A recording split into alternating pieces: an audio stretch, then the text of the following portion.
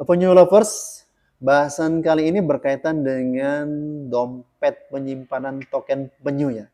Jadi misalnya kita disodorkan sebuah project bisnis, maka tentu kita jangan langsung berpikir ini profitnya besar atau tidak, apa yang saya dapatkan.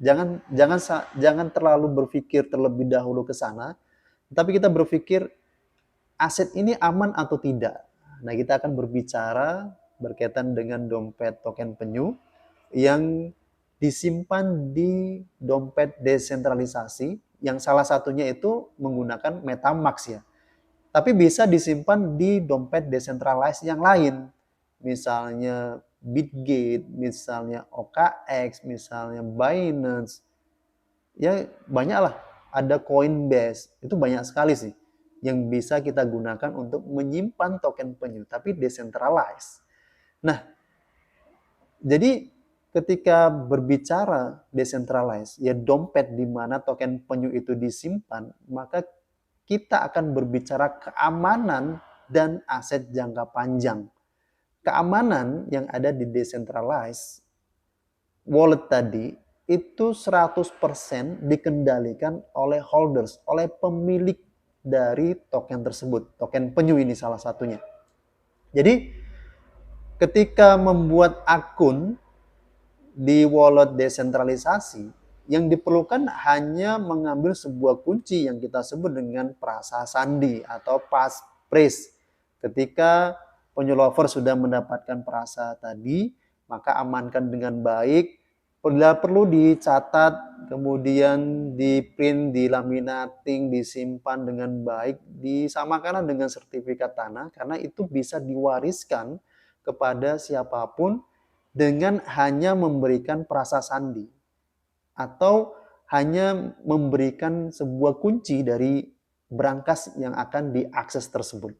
Jadi tidak ada pihak otoritas, tidak ada pihak ketiga yang memiliki wewenang untuk bisa melakukan misalnya bailout akun, tidak bisa. Ataupun membekukan token penyu sebagai asetnya di sana, tidak bisa. Atau aset-aset yang lain yang ada di wallet kita, salah satunya di MetaMask tadi, itu tidak bisa. Jadi misalnya adalah user, ini kan contoh lucu-lucuan saja misalnya. Ada user holders dari token penyu yang dia memaki-maki dari tim penyu, menghina-hina tim penyu, entah apa-apalah yang dikatakan dengan bahasa-bahasa yang sangat merendahkan misalnya.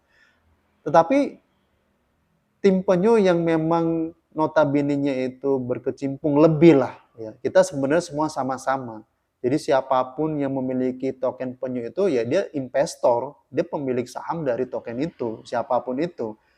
Walaupun memang kecenderungannya tim itu lebih beraktivitas ya, lebih banyak aktivitasnya untuk bagaimana menumbuhkan sebuah komunitas. Tetapi ketika hal yang terjadi yang disebutkan ada penghinaan dan sebagainya, maka siapapun itu ya, tim penyu itu tidak bisa melakukan pembekuan aset, tidak bisa bailout akun, nggak bisa. Aset yang sudah ada di tangan holders penyu masing-masing itu 100% dikontrol, dikendalikan oleh para holders.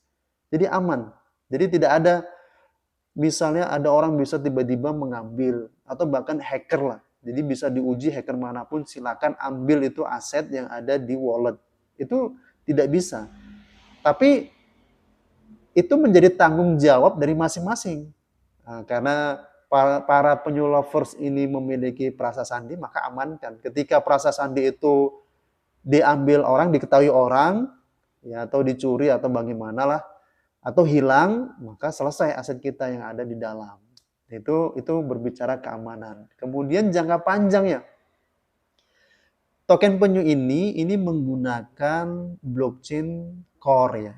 Jadi relevansinya blockchain core ini sampai kapan, maka itu juga akan terhubung dengan token penyu. Artinya selama blockchain core ini hidup, maka selama itu token penyu berada atau eksis ya. Jadi sampai kapan itu? Kalau relevansi yang kita ambil dari sebuah cuitan di Satoshi Plus, maka mereka mengatakan setidaknya blockchain ini atau blockchain core lah yang dituju itu akan tahan atau relevan dengan dunia bisnis lah kita katakan seperti itu hingga 300 tahun ke depan. Ya kita berbicara Bitcoin saja itu block reward-nya itu sampai 2140 tahun ya.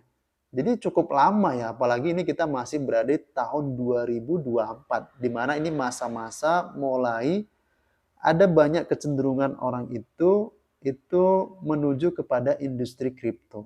Nah, jadi berbicara keamanan, berbicara aset jangka panjang, jadi token penyu, penyu lovers itu dengan video singkat ini bisa terjawab.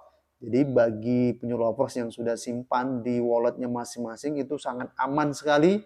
Jadi tidak ada siapapun yang bisa berwenang untuk mengambil ataupun ya menjadi sebuah masalah lah untuk token tersebut, untuk aset tersebut.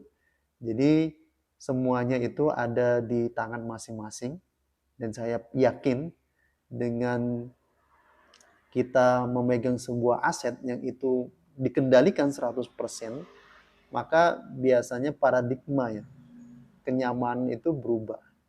Jadi pada bahasan ini mudah-mudahan para penyu lovers memahami apa yang telah disimpan yaitu token penyu atau kita namakan dengan properti penyu. Salam penyu lovers.